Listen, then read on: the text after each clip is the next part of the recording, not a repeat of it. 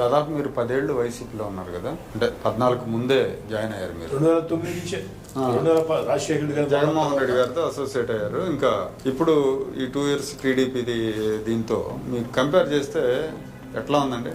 ఒకటి సురేష్ గారు, జగన్ గారి దగ్గర ఉన్న మంచి లక్షణం ఏంటంటే వైఎస్ఆర్ కాంగ్రెస్ పార్టీ నాయకులు ఎంత మంచి పని చేసినా అభినందించడం, చెడ్డ పని చేసినా ప్రశ్నించు మందలించడం. చంద్రబాబు నాయుడు గారు, లోకేష్ గారు గమనించింది నేనేంటంటే, మరి చంద్రబాబు నాయుడు గారిలో చిన్న పొరపాటు చేసినా తాట బెరికేస్తారు, వెంటనే ఫోన్లు వస్తాయి.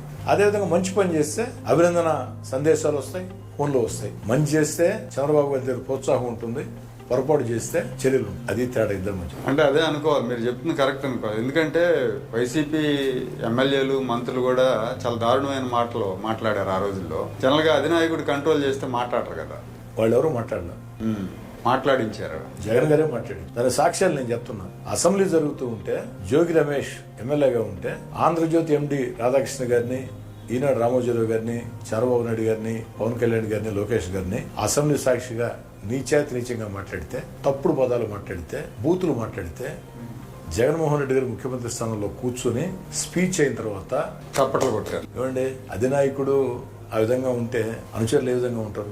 ఓకే, జగన్మోహన్ రెడ్డి గారి దగ్గర మంచి పేరు తెచ్చుకోవాలంటే ప్రజలకు పని చేయబడలే, విలువలు పాటించబడలే, బూతులు తెచ్చేస్తారు అని అలవాటు ధోరణికి వస్తారు. జగన్మోహన్ రెడ్డి గారు జీవిడి కృష్ణమోహన్ గారికి స్క్రిప్ట్ ఇస్తారు, ఇది నా లైన్ అని.